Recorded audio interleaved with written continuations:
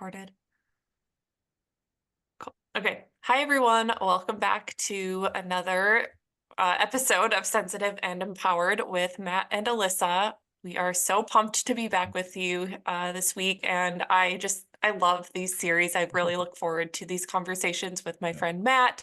So today we're really going to be diving into over responsibility, over functioning, feeling responsible for everyone else's experience, and really taking it upon ourselves to kind of control the experience people are having around us. This is something I've personally struggled with. I think Matt has too, to some extent. We'll talk all about that. And it's a really common theme that we see in the highly sensitive empath community. So first, I just wanted to ground us into like what it even means to kind of overfunction, and then we'll dive into more of like our personal experiences. So I just did a little Google search of the definition of overfunctioning in family systems theory.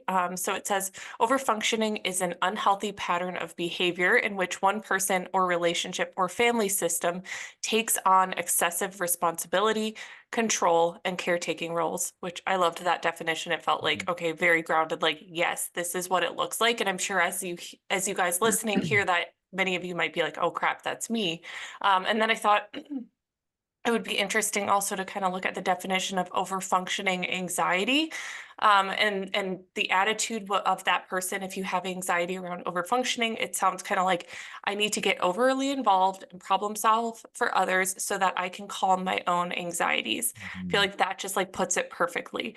So yeah, I just kind of wanted to dive into this like idea. Like I was like reflecting on this before our call, and I was thinking about like so many of us as sensitive people fall into overfunctioning, fall into over responsibility. I feel like I use them kind of interchangeably. And I was thinking of this idea too of like empath overfunctioning, where it's also like taking responsibility for other people's emotions and moods and their energy. And we're like feeling the shift in somebody's body language. And then it's like our body goes into high alert, like, oh my gosh, I need to fix this. Something is wrong.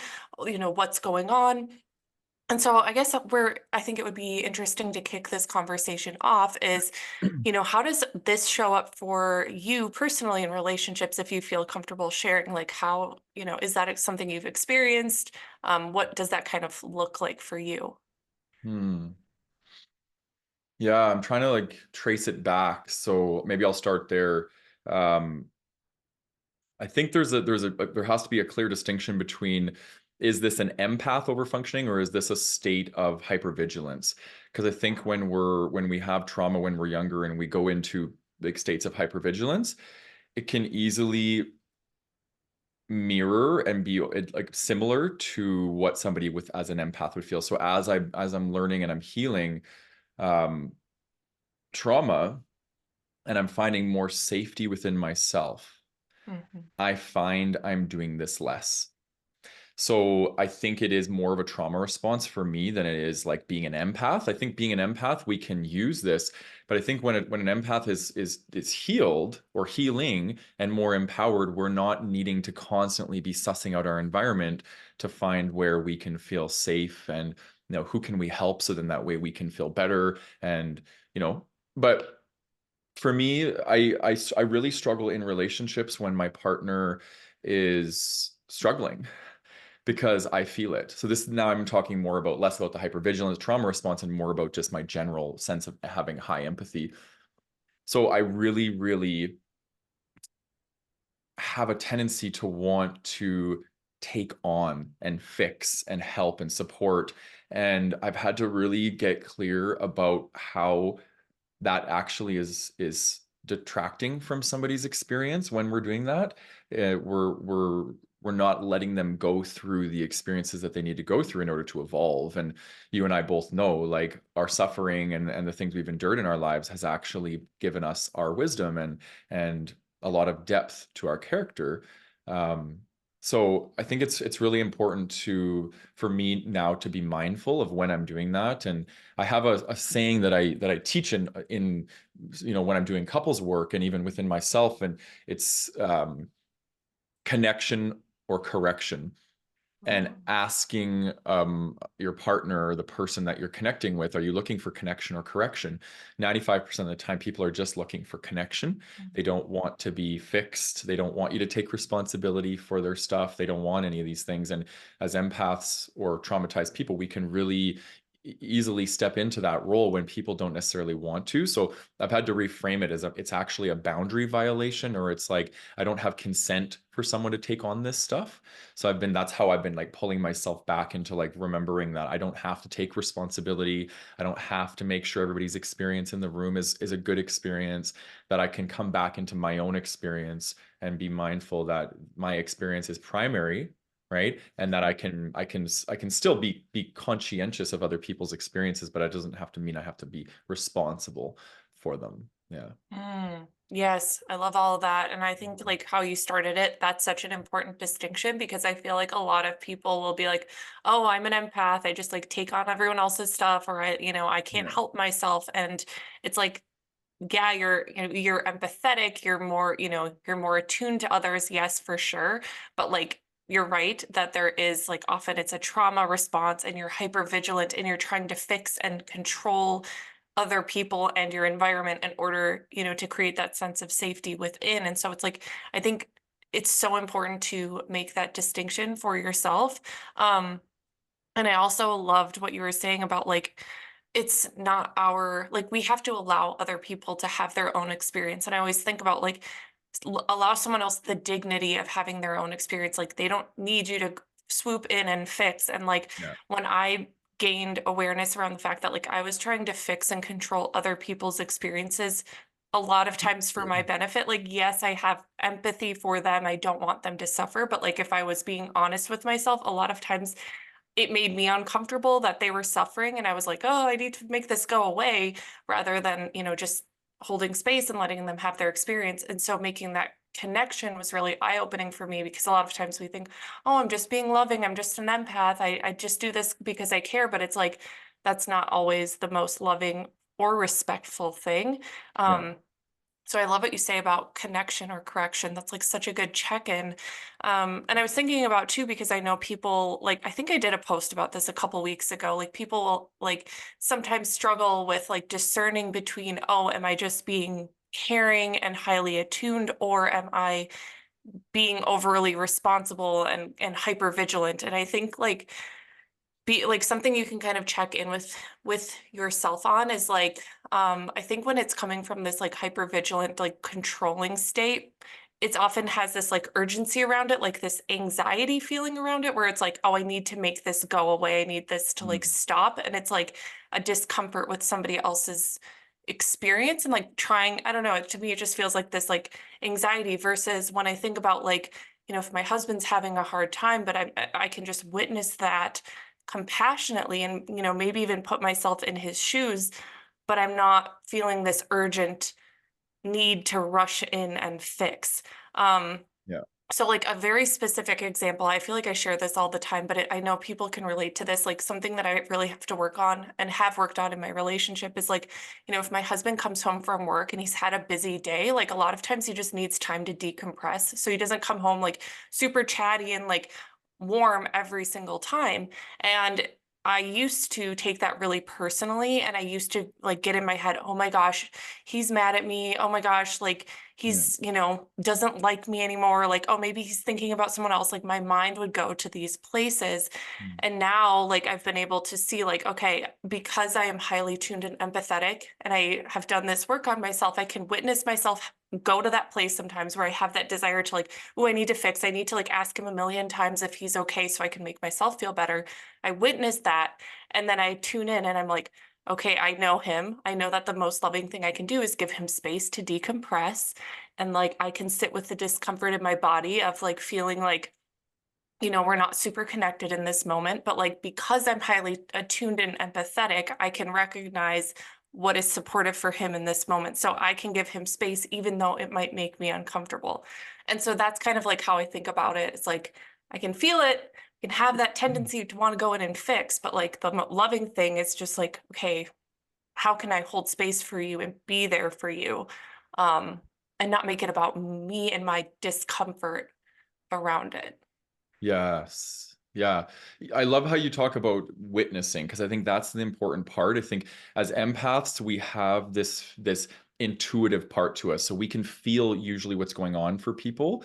And we have two options, right? We can witness it and we can acknowledge that it's there, and then we can choose to go further down that rabbit hole. So I like this whole like notion of look but don't linger. If somebody gives you permission to linger in their experience and they're inviting you in, sure. But if we're looking at somebody's experience and then we're lingering in it and we're getting curious about it in a way that is like, again, I need to take responsibility for this. I need to fix this person. I need to help this person. Um, I don't think that's healthy, in my opinion. And oftentimes, what this is it's a byproduct of codependency, and it's my experience is measured by your experience, right? And Mhm. what we can do in that instance, let's say, your husband comes home from work and he's in a lower mood. You can look, right? You can discern and say this person, my husband's having a low mood. And then if the tape starts to play, like you start making it about yourself and whatever, I like to just hold my hand on my heart, return myself back to center and say, how is this impacting me? Mhm. Because when we go into the whole taking responsibility for people pleasing, caretaking, it means that something in ourself is feeling uncomfortable, and we've learned to manage our own internal world by managing our external world. And I Mhm. think that's the codependency. So can we come back home to center and say, how is this impacting me, and process whatever's coming up for us before we go into that caretaking role? Because that's how we perpetuate self-abandonment, right? It's Mhm. like trying to soothe my internal world by managing my external world. Well, we're still abandoning self when we're going out into the external world to try and manage what's going on internally. Even though indirectly we're trying to soothe ourselves, but we're doing it in an indirect way. So if we can learn to do it in a Yes. direct way, we stop taking responsibility for other people's shit and we start taking care of what's coming up for us, which I think is the primary focus here. Yes, that's so important to say. And I'm curious, like, when you've done, I mean, I know every experience is different, but like the times when you've checked in with yourself, like, have you noticed a common theme coming up for you where it's like, oh, this is why I'm feeling so uncomfortable, or this is what, what I need? 'Cause that might be supportive for people to hear too. Like, what could that look like? So ever since I was a little boy, I would feel intense. I guess it was compassion, but it was very intense for me as a young kid because I would see homeless people or handicapped people or poor people or these things, and I would feel an intense sadness and compassion inside me. And I think for me, like, I really struggle when I know somebody's suffering, right? So there's that side to it. It's altruistic, right? There's an altruistic piece to it, is where I want to have and I want to, bring compassion forward, which compassion for me is I want to do something about it, right? Empathy is I feel you, and compassion is I feel you and I want to do something about it, right? It's this desire to want to take action and help somebody. The shadow side for me would probably be similar to what you said, actually, is when somebody's mad, I personalize. Are they Mhm. must be mad at me. I must have done something wrong, right? So then there's this feeling of like guilt, or I need to make sure that they like me, right? And I think for me a lot of this is this deep-seated fear of rejection. I have a deep fear of rejection inside of me, and when that happens, right? So I learned from a young age to make sure everybody around me was doing good, that their experience was good, because for these two reasons, one being altruistic, one being a bit on the shadow side. Yeah. I can What I'm curious, totally. Oh, what go about for ahead. you? Yeah, I was gonna say I can like completely relate. I feel the same way on those. A lot of the fear of abandonment comes up, and it's like just like that hypervigilance, like making sure everything is safe and everyone's good and no one's mad at me, because that's just like such a deep Yeah, fear. yeah. But another thing I was thinking about was how sometimes like what I can gain in those situations, like from being the helper, is like feeling like important and feeling good about myself and feeling Mm, like, ooh, I kind of swooped in and saved. And I think about this in a specific example. Like I remember having this friend when I was in my early 20s, and like she just was always dealing with anxiety. Like there would be always like boyfriend issues, whatever, something was always going on. And so I was like her main friend that she would talk to about it. And I would feel this mix, and I don't know if you've ever experienced this mix of annoyance, but also like wanting to just like help. And then Mhm. being like, why aren't you taking my advice? And it was like, and I'm like, why do I do this? Like, Mhm. what's my deal? And I recognize like, I really had to reflect on it. I'm like, I think it filled a part of me that like that didn't feel important. Like if I checked in, it's like, oh, there's times where I don't feel like I have my life together or I felt insignificant. And so to me, it felt like, oh, here's this person who's turning to me for advice or like is, asking me what I would do. And I'm feeling responsible for their experience. And like, I would almost feel like, oh, if something went well for her that I like supported her with, then I would be like, oh, I did a good job. See, I'm like helping improve this person's life. So it was just like this interesting thing where it was like unhealthy because it would like bother me. And I'm like, it was kind of codependent, I guess, but Yeah. that's just something else that can come up too. It's like this like savior complex Yeah. almost. Yeah. Yeah.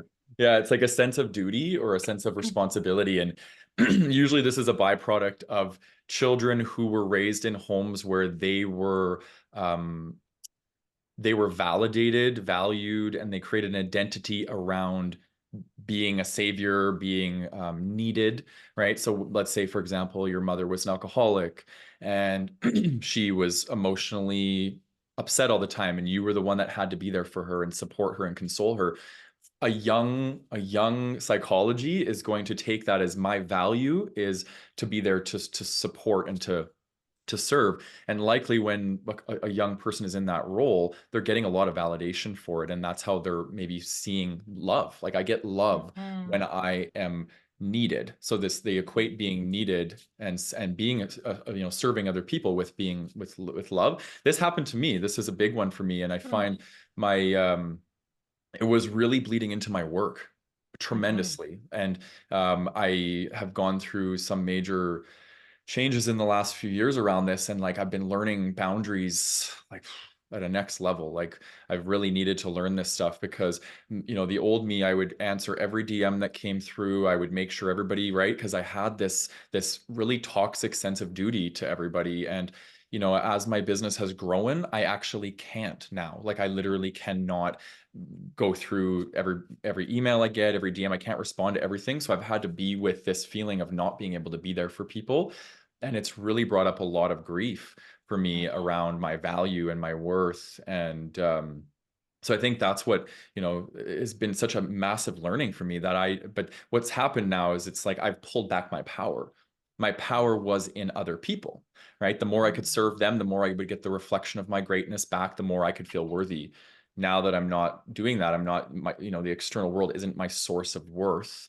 I'm finding that I don't feel guilty when I set boundaries anymore, that I'm okay with not responding to everything. And if somebody sends me something being like, you're so rude, I can't believe that you wouldn't respond to my messages. Again, it's like water off a duck's back because I know that I don't have the bandwidth to be uh, serving everybody. Right. So mhm. yeah, it's interesting that you brought that up because I wouldn't have actually related that to this conversation if you didn't bring that up. So thank you.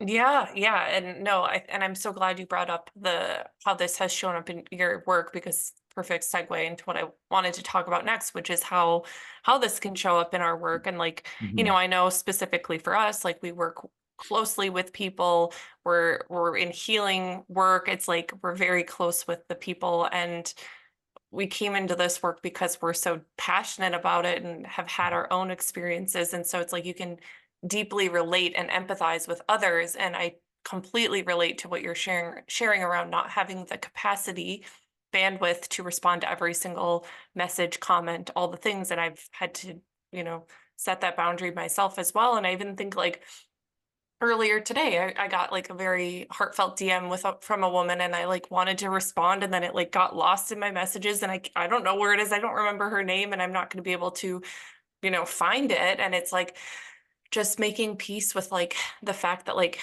I'm not going to be able to respond to every single person and be there for every single person. And like you said, like, like knowing deep down that my worth is not related to what other people think of me. And that can be the hardest thing to grapple with, at least has been in my experience, is like I think sometimes it's wanting to control the perception of what other people think of you because it makes you feel safe. And so it's Yeah. like I've really had to do a lot of work around embracing the discomfort of being misunderstood, embracing the discomfort of somebody having an opinion about me, because I know that there will be people out there like who are like, oh, I just wrote you this long message. You couldn't even take 5 minutes to respond. But it's like, you don't understand. Like lots of messages, 5 minutes to respond, that takes you out of your real life. It takes you away from other things. And so, yeah, it's like this expanding my capacity to feel the discomfort of that and not make it like not allow it to spiral me into wanting to fix it and please others, because that's where the self-abandoning, behaviors come in, and it's really just like trying to control my experience through external validation. So, yeah, I'm curious too in what other ways that's shown up for you in your work over the years, Mhm. especially working so closely with people. Yeah. I want to just comment on what you said because I really want to normalize the not having to be at 10 all the time. Like I'm meeting compassion for myself in the most beautiful ways right now in my life. And I'm like, I'm hearing organically without having to force it. I'm hearing organically like my mind and my psyche telling me like it's enough. Like it's okay. You don't have to be at a 10 all the time. You don't have to be responding to everything. You can just heart a comment. You don't have to write a novel to somebody. You can just heart a comment, right? And like that's what I do with a lot of, DMs that I get or things like that. I'll hold my hand on my heart, I'll feel it and I'll be like, thank you so much. And I'll just heart it. Like I don't have to respond to every single thing. And this is showing up in the way that I feel about so many different things. Like, so I just think it's really important, like when we can learn to feel like it's enough, we're doing enough, that we don't have to be taking responsibility for everybody. And that, I like how you said, like making peace or finding comfort in knowing that you're not going to be liked by everybody and that that's okay, right? You're going to piss people off, and I'm also learning like I can't control which character somebody's going to create me as in their story.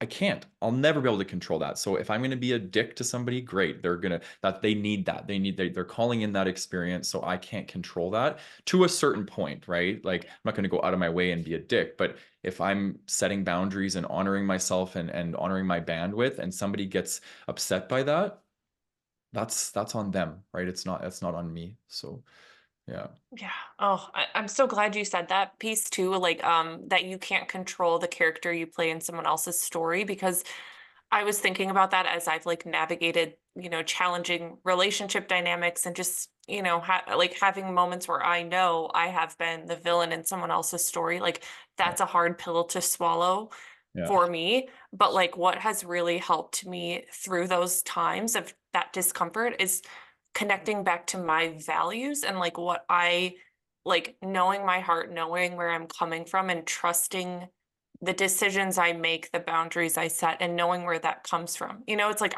like when I've just found that when I can root back into my values and why I do things, it makes me feel okay to, for them to have their experience of me, because it's like I know that I'm just doing the best that I can to, be a good person and be loving toward myself. And the other thing I've recognized, because I've experienced it myself, is like when people are triggered by your boundaries or your lack of response, it's like it's usually a reflection for them, like where they might be holding resentment or frustrated because they need to do that in their life. Because I remember like when I first started working with one of my mentors, I would like respond to her Instagram stories sometimes, and she would like usually just like heart the message or like sometimes not respond. And I remember at first being like, that's so rude. Like, I'm paying you money, like, and you're not even responding to me. And then, over the years, I was like, oh no, she just has great boundaries and she's spending time with her family and she's spending time like Yeah. in her paid container. She's not on Instagram. And it highlighted to me where I needed to set a boundary. I was triggered by that because I felt like I had to respond to everyone. And I was like, dang. And so I could recognize that, had the self-awareness, took a little time to get there, but I can see when others, might have that experience of me. Mhm. Okay, hopefully that they can get to that place one day as well and maybe reflect on where they need better boundaries. Yeah. Yeah. Well, I'm curious for you, what is the best boundary that you've set that you're like, oh, this has changed my life tremendously? Oh my gosh, I would say, um, being like, so I have a lot of my groups are in like Telegram or Voxer app. And so at first I felt like this compulsion to always be checking and always respond immediately. And I like felt guilt, like, oh my gosh, if I'm not responding right away, like they think I'm the worst. And like I Mhm. found myself then going in and checking after I'd put Blaine to bed, which was like my time with Matt, like my like solo time, just time to like be a human. And then I was like just feeling anxious and like resentful. And so when I gave myself permission to literally check in 1 to 2 times per day in a Mhm. time frame that worked for me and trust that people were okay and, would still like me, it changed everything because then I was more intentional when I checked in. And I also was able to see that like things didn't fall apart. It was completely fine. And actually, a lot of times when I like gave people space, sometimes they were able to work things out and come to their own conclusions. And it was like a great experience for them versus me feeling the need to like rush in and save. And so that was just like, it was good for both of us. And there's something, I repeat to myself is like, if it's good for me, if it's good for others. And I think about that a lot with my work. Like, if having, these boundaries is good for me, my well-being, my mental health, my ability to be present, then it's only going to benefit them because I'm not showing up from this like stressed, resentful, like chaotic, like, oh my gosh, I need to save you place. Like it's just better for everybody. So that's been Yeah. huge. Yeah. How about you? Love that. Similar, I would say it's my relationship to my phone. So I get we've done an episode on urgency, and the red dots on my phone give me a lot of anxiety and urgency. So I've the last, year, I've been really just sitting with the urgency as opposed to acting on it. And this has helped me tremendously because now I've got a relationship with my phone, and I'm more so speaking, like messages, people coming at me, emails, these sorts of things, is I will respond when I'm in alignment. And I've made peace with the fact that some people are going to be impatient, they're going to get upset with me, and that's okay. Because I think for me, alignment is key. And I find that you're going to get a much more heart-centered response from me if you wait until I'm in alignment. And I like to approach people from heart-centered place. So I've learned that my relationships are enriched when I'm in alignment, and I'm patient with the process as opposed to just impulsively trying to get rid of these red dots off my phone. There's this energy that I bring into my business and into my relationships when I do that, that is very much like discarding, and I don't want people to feel discarded, right? So Mhm. if people can sit with that and be like, okay, he's taking his time to respond so he can respond in integrity, right? I just think it's the in the long run, people are going to get the best version of me if they give me time and space to come into alignment. Yeah. Yes, that's so good. It's so good. It's so much more intentional. And like as you were describing it, I just felt like there's such an calm like shift, like a calm energetic shift. And it feels Mhm. so much more empowered and just like stable versus this chaotic, urgent, needy energy. Oh my gosh, I need to get rid of this. It's like, Yeah. and it's like the phone and social media has the control over you versus you just like Yeah. using it as a tool when you have capacity for it, like that difference. And I Yeah. think these are things that are so important for us to take into account, especially being sensitive to energy, to other people's emotions. It's like we have to be in a conscious state when we are responding versus that like gotta go type of Yeah. energy. Yeah, I didn't actually realize how toxic my relationship was to social media until I took the year and a half off. So I've only been back Oh. on social media now from like 6 months. So in 2 years, right, I took a year and a half away. I barely Mhm. posted, I barely even looked at it. It was the best thing I could have done for myself and my business because it was like I I deconditioned myself from all the crappy, shitty programming that the social media was put into me around my business. Like, if you're not doing it this way or that way, or beating the algorithm or posting every 5 seconds, then you're not going to be visible, and all this crap. Like, for me, that I just let go of all that. And now I just post because I want to, or right, like I'm not posting at the perfect Mhm. time to get the perfect amount of likes and things like that. It's like I let go of that crap because it's just it's not real. It's not real life, in my opinion. Yeah. Exactly. Yeah. No, that's so powerful. And sometimes you really need to step away to reassess your relationship and like kind of like recognize, oh my gosh, all of the unhealthy ways that this can show up. Because we can get so caught up in that like hamster wheel, like rat race of I need to keep up, I need to go, go, go, go, go. And then you take a step back and you're like, holy crap, I'm like run ragged and I'm resentful and I'm like a slave to the algorithm, which is just gross and Yeah. not the vibe. So I love that Yeah. you did that. I think that's so powerful. Yeah. So the last thing I was kind of wanting to reflect on is with, this whole idea of feeling responsible for everyone else, over functioning, trying to save, like, why do you think this is a common struggle for people who are highly sensitive, empathic people? It comes from our conditioning, likely. Well, I'll speak for myself. I can't speak for anybody else. It comes from my conditioning, right? Being young and feeling like my role in my family was to take care of my mom. My parents split. My mom was really emotionally fragile, and I feel like I had to take care of her, right? So I learned that my value came out of taking responsibility for her and taking care of her and making sure she was okay. Her security meant my security, right? Mm, So I think a lot of us are looking to feel secure.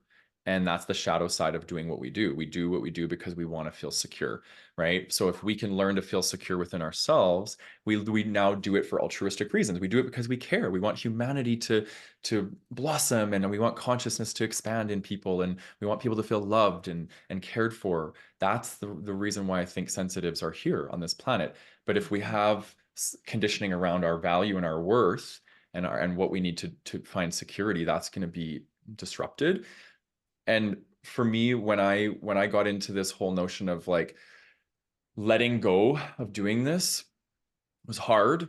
It was, I call it the space between, where I was mhm, healing and I wasn't finding value over here, and I let go of feeling value here. I was in this space between and I wasn't quite here yet. And what I recognized though is when I gave up this needing to always be there for people and be overly responsible for people and mhm, support people all the time, I created space for me to be supported. mhm, Right. So I mhm. stopped looking for who I could support, and I just stopped looking. And then guess what? I became more receptive, and people started looking at how can I help Matt? How can I bring Matt up? Yes. And that created security for me. And then that from Mm. that place of security, I was able to therefore start supporting people from a place of altruism and like compassion, empathy, love, these sorts of things. So yeah, I would say, find a sense of security like within yourself, and not needing to manage everything in your environment in order to feel secure. Yeah. That's so powerful. And um, yeah, I was just thinking about how, like what you were saying at the end, like when we're in that in between, and then you kind of made these shifts of just like supporting yourself and choosing not to engage in those behaviors. Like, I just think we teach people how to treat us. And so a lot of times people who are highly sensitive who fall into these like over responsible, over functioning patterns often feel like, oh, no one cares about what I need. Oh, I get bulldozed all the time. Oh, I'm always there for others, but no one's there for me. Yeah. But if we can like kind of look in the mirror and see the ways that we are contributing to these, Yeah. the way people treat us, that's so powerful because we can transform our relationships in the way that people respond to us when we start to respect ourselves and hold ourselves to a different standard rather than just finding, our worth and value in and safety in how much we do um, for others. And I think about like, because I had a different experience growing up, and for me, I was like, I was not the caretaker in my family. I was like like I felt like I was the problem in my family. Like I was Mhm. like the one who would get had big emotions, who was challenging, like and I mean me and my dad would like butt heads. We're both very similar. So it was like always us like, fighting. I felt like I was always the cause of the fights, and my brother and mom were just like calm, like, what's up Mhm. with you guys? Like you're crazy. And so I found myself feeling like I was like a broken person, like something was wrong with me. Mhm. But like when I was in school and around friends, like I was a completely different person. Like you would never know that I would get angry. Like you would never, like I felt like I had an alternate identity. Like I was just Yeah. a different person. And so I think like in friendships and things like that, and I found acceptance and felt like I was part of the group when I was like giving so much to others and being seen as like this nice, caring person, because I think deep down I just felt like I was such a bad person and I didn't know where I fit. And so it was almost like, this is how I find acceptance. Yeah. It's like I already screwed that up in my family relationship, but hey, maybe here, like I can find a place to fit in. And then, that was reinforced throughout all of my years, where it's like, oh, Alyssa's so caring. Oh, Alyssa's so nice. Oh, she's so kind. And so it was like, oh my gosh, like this is the identity that has people praising me, versus at home Yeah. when I'm being my more true self, which is more passionate and, intense, like that causes problems. So I need to be more of this person in order to gain love and acceptance. So it's like an interesting thing where I felt like I was like two different people at times. Um, but something I like, have been thinking about recently is like, for us as highly sensitive people who may struggle with this, it's like there's like both. Like your identity doesn't have to be one or the other. You don't have to be this like person who's like I think a lot of empaths, sensitive people, think of boundaries as like, oh, I'm cutting people off and I'm mean and I don't let people in. And it's like, what if it's both? Like what if the most loving thing you can do is to have solid, clear boundaries, and is to Yeah. be kind yet assertive. So it's like both sides can be true. So that's just something I've been thinking about lately, where it's like shifting our identity, because a lot of times it's like we get stuck in the one way that kept us safe. And we think, like with societal conditioning too, everything we hear, oh, you gotta, be selfless, like don't cause problems, blah, blah, blah. And so we just get stuck in this one way, Yeah. um, and lose ourselves in the process. Yeah. Well, I just want to applaud your self-awareness and the way you articulated that, because it was beautiful. And I want to reflect it back to you, but tie it back into this notion of IFS, so internal family systems Mhm. theory. What you talked about is, we have in IFS, there is this notion of parts, right? We have all these different parts inside of us, and a lot of them are protective parts. So being you could have this part inside of you that is the bad girl. She's very passionate. She says what she wants to say. She puts herself forward, right? She's fierce. And then you could also have this good girl energy inside of you, that's how you got your needs met. So you can have both of these parts. And I think it's really important when we're talking about doing this, this over giving or over responsibility, is asking, what part am I serving? Why am I doing this? What am I getting out of doing this? What's the currency, right? What's the medicine? Like, so for you, it sounds like the medicine was that being this person that was good to everybody alleviated this part of you that felt bad, right? So I'm curious for Yes. the listener viewer, like, ask yourself that, like, why do I feel the need to take on everybody's stuff? What am I getting out of it? What part of me is it medicating that's making me feel better? Right? I think that's where I would go to find the answers to this, because it's going to be unique for everybody. There's not one thing I could say here that's going to be like, that's the thing. It's different for everybody. Yeah. Yeah, yeah, I love that. And I love that you brought in IFS. I'm currently like listening to the audiobook about it and just like learning so much. And it's just so fascinating. Yeah. But I think that's such a powerful question for people to reflect on, because, a lot of times when I'll like do posts on Instagram, just like introducing different ideas to people and kind of helping them make connections, they're like, but how do I heal this? How do I get over this? And it's like, even just like that, asking yourself that question of like, why am I doing this? Like just getting curious and like, maybe what have I gained from this? How has this kept me safe? Like all of those things can be really eye-opening. Like honestly, as we were having this conversation and I shared like my experience, like I don't know if I've ever said that out loud. It's just something I was kind of processing, because I'm like, my experience is different, but I know it came from somewhere, and like we can find healing just in our own ability, openness to being honest with ourselves. And there's nothing to be ashamed of. It's like we adopted these coping skills to keep ourselves feeling safe, but like Yeah. we have permission to change and evolve and do things in a new way as we Yeah. grow older. I agree. Yeah, I think we go through things from a young age that creates voids in us, and then our job, and these voids make us feel unsafe. That's the big point. And then we go through life trying to find things in our life to fill these voids, right? That's what a lot of us do, and that's codependency. So what the work is, the inner work, is to learn how to fill these voids from within, or consciously getting and co-creating supportive relationships that can help you with that. But I think when we're taking responsibility, we're codependent, it's a manipulative, it's not altruistic. So we can heal and fill our voids with in relationship, but it's usually when it's on the table and both parties know that this is what's going on here, not just like I'm filling my bucket from this relationship and I'm not going to tell you, right? That's when it becomes manipulative, and that's why codependency can be so toxic. Yeah. Absolutely. Yeah. Yeah. Oh my gosh. I like loved this conversation. I knew this would be good, but I never know like the direction we're gonna go. And Yeah. this did not disappoint. So thank I you always so much, as always. Yeah, yeah. I always get a little nervous for these because on my other podcasts, I always have stuff written out, Oh, and I make a deal on these ones to be just like flow, and I don't write anything out. So I'm always like, what if I forget what I'm talking about, or what if I don't have the right thing to say or whatever? But I always just have to trust, like fall back on our connection. It's just so rich that there's so much there to extract out of our connection. Yeah. always. I feel the same way. Yeah, and every time you talk, because I'm like, oh, I think this is gonna be my point, and then you say something and then it like sparks a different idea. So that's just like the collaboration that's just Yeah. like at work. So I feel the same way. Always a Yeah. pleasure. Thank you Yeah. everyone for tuning in, whether you're Yeah. watching us over on YouTube on Matt's channel, or if you're listening to us on my podcast, The Sensitive and Soulful Show. Yeah. Thanks so much. We love you guys, and we will chat with you next month.